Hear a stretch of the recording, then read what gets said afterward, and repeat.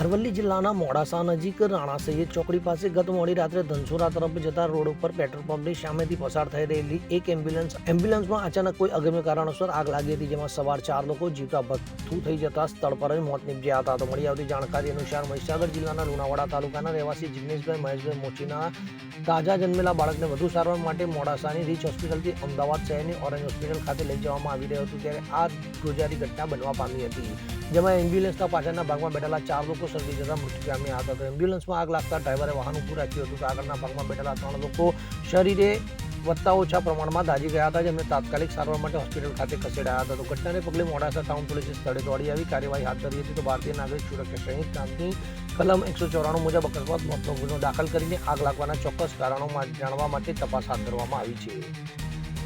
Bureau report, પાકો ગુજરાત.